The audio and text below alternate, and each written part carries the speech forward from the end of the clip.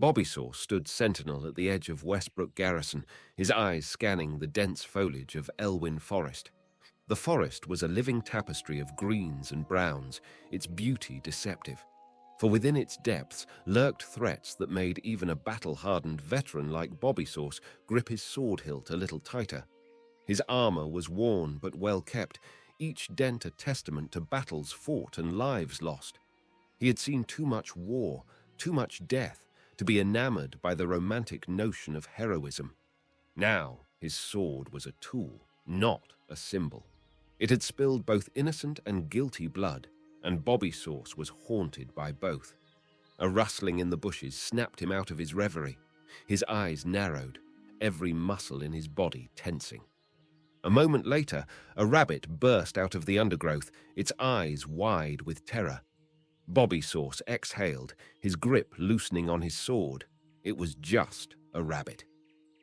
"Jumpy as a cat in a dog kennel, aren't you?" The voice came from behind him. It was Deputy Rayner, his superior, and the only man who could make Bobbysauce's stoic face twitch into a semblance of a smile. "Old habits," Bobbysauce replied, his voice tinged with a sadness Rayner had never asked about. Rayner looked at him, his eyes lingering on the faded insignia on Bobbysauce's armor, a remnant from a past life, a different war, one fought far from the lands of the Eastern Kingdoms. "You ever think of leaving? The king could use a man of your talents." "And what would I do? Swing my sword and play the hero? I'm done with that life, Deputy. I've seen what heroes become." Rayner nodded with a knowing smile. "Well, if you ever change your mind, you know where to find me." As Rayner walked away, Bobbysauce's gaze returned to the forest. He thought of the family he had lost, the friends who had betrayed him, and the innocents he couldn't save. The forest stood silent, as if sharing his burden. For now, he had a role to play, a duty to fulfill. But as he stood there, the weight of his past bearing down on him, Bobbysauce couldn't shake off the feeling that destiny had more in store for him. And that thought, more than anything, filled him with a dread he couldn't explain.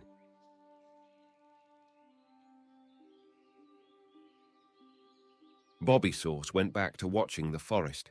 Each rustle, each whisper of the wind beckoned his attention.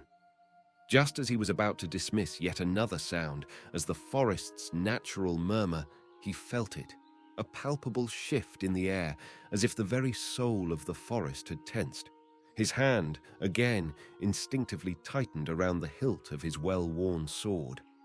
Emerging from the undergrowth was not a critter of the woods, but a man armored in steel that had seen both sunlight and blood, his eyes a mirror to a soul burdened with purpose.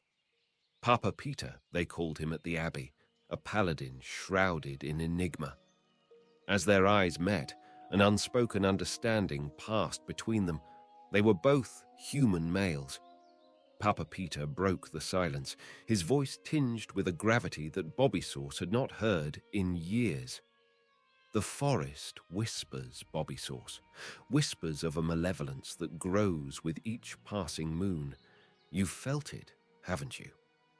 Bobbysauce's eyes narrowed, his grip still firm on his sword. "You speak as if the trees have shared their secrets with you." "In another life, perhaps they did," Papa Peter responded, his voice tinged with a melancholy that seemed to echo through the forest. "But today, I come with darker tidings. Hogger, the gnoll who has terrorized these lands, he's become something more malevolent, empowered by a force I do not yet understand." Bobbysauce sheathed his sword, his eyes never leaving Papa Peter's. "Hogger is a menace, yes, but what you're suggesting sounds like the stuff of old wives' tales." Papa Peter's gaze turned toward the forest, as if drawing upon its ancient wisdom. "Old tales often hold kernels of truth, Bobbysauce. The gnolls are gathering, their numbers swelling. And it's not just mere raiding parties. They're organized, strategic. Hogger is uniting them, and I fear what purpose drives him now." Bobbysauce felt a shiver run down his spine. He had heard rumors, of course, disappearances, strange rituals. but he had dismissed them as just that, rumors. "And what would you have me do?" Papa Peter met Rolf's gaze, his eyes serious as death. "Look, we've got to go deep into this forest, right into the belly of the beast, Hogger's den. We need to snuff out whatever dark sorcery is fueling him." Bobby Sauce looked at the paladin, then back at the forest. He thought of the innocents who had suffered, the lives that could yet be saved, the potential epic world drops. "Fine, paladin. I'll fight with you, but don't get it twisted. I ain't doing it for some damn hero's tale or your holy quest. I'm in it to keep this land from going to hell." Papa Peter nodded, his face a mask of solemn understanding. "Then let us go. Good luck. Have fun." Chapter 2. From her vantage point among the trees, Laszlo's ethereal eyes settled on the jasper-lode mine. Its gaping maw seemed to swallow the light, turning it into a pit of darkness. She watched as a lone dwarf, engrossed in the mining of copper, ventured too close to the entrance. A group of kobolds seized the opportunity, rushing him with their crude weapons. The dwarf didn't stand a chance. He was overwhelmed before he could even raise his pickaxe in defense. "What a shame," Laszlo thought, her eyes narrowing. The dwarf was a victim of his own ignorance, but it was not her place to intervene. Her mission was elsewhere, her focus unyielding. She moved with the grace of a predator, her leather boots making no sound on the forest floor. As she neared Golcha, she paused, the distant laughter and sounds of items being withdrawn from the mailbox, a stark contrast to the eerie silence of the forest. Laszlo shook her head. Those noobs had no idea what lurked in the woods that bordered their homes. Her thoughts returned to her mission. "Princess," she muttered under her breath. The giant pig had been a blight upon the land, its insatiable hunger causing untold damage. It was her duty as a druid to restore the balance, even if it meant taking a life.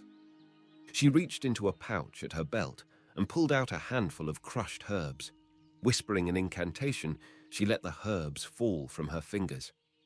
They vanished before hitting the ground, their essence absorbed by the forest. It was an offering, a plea to the spirits of the land to guide her to her quarry.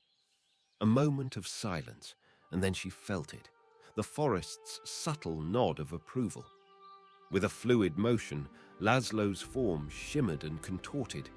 Fur sprouted from her skin, her body compacting and reshaping until she stood on the forest floor on 4 legs instead of 2, in the shape of a sleek black panther. Her senses sharpened. Every scent became a story, every sound a symphony. She burst into a sprint, her paws barely touching the ground as she weaved through the labyrinthine forest. Trees became blurs, rocks mere pebbles as she navigated the treacherous terrain with feline agility. But then, in a split second, her world turned to chaos. A figure appeared out of nowhere, and before she could react, they collided. A clash of steel, a snarl, a flurry of motion. Laszlo found herself tumbling through the air, her panther form colliding with stranger, heavily armored and grunting in surprise. Instinct took over. Claws extended, she lunged at the figure, who parried with his shield. The figure swung his sword, narrowly missing her by inches. It was a frenzied dance of steel and fur, each participant equally matched and equally surprised. Then, in a fluid motion, Laszlo leapt and landed squarely on top of the figure. With a smirk, Laszlo's form shimmered once again, and where a panther had been, now was a night elf, her eyes twinkling with mischief. Laszlo, with a sly smile on her face, lay atop the fallen figure, her night elf form shimmering in the dappled forest light. She leaned in closer to her fallen foe, her eyes twinkling with mischief, and purred, "What's this? A warrior caught off his guard?" Beneath her, Bobby Sauce, taken aback by the sudden transformation, struggled to catch his breath. His eyes, now adjusting to the sudden change, locked onto Laszlo's. Time seemed to stand still for an instant before a voice cut through the tension. It was deep and resonant, carrying the weight of authority. "Laszlo!" The recognition in that voice sent a shiver down Laszlo's spine. She knew that voice all too well. Slowly, she shifted back to her night elf form and looked towards the source of the command. Emerging from the foliage with the unmistakable bearing of a paladin was Papa Peter. His eyes held a mixture of relief and stern resolve. "Laszlo," he repeated, this time with a sense of undeniable authority and disappointment. Laszlo's gaze met Papa Peter's, and a torrent of emotions passed between them. She had been sent to the abbey as a disciplinary action, a way to atone for past transgressions. Papa Peter had been her guardian, watching over her to ensure she didn't run away, as she was prone to do. But now, here she stood, far from the confines of the abbey, a shapeshifter once again unbound. Papa Peter's voice softened as he continued, "I've watched over you, Laszlo, as was my duty. But you ventured into treacherous territory. These woods hold secrets that even the abbey cannot fathom." Laszlo's expression was a mix of defiance and determination. "I had to leave, Papa Peter. I had to confront the blight upon these lands, the giant pig that ravages the forest. It's my duty as a druid." Papa Peter nodded, acknowledging her commitment to her calling. "I understand, but the darkness here runs deeper than you know. The gnolls, led by Hogger, have become something sinister." "Alas," Papa Peter continued, his voice filled with a sense of destiny, "our meeting here cannot be mere RNG. The forces at play in these woods have drawn us together for a purpose greater than any of us could have imagined.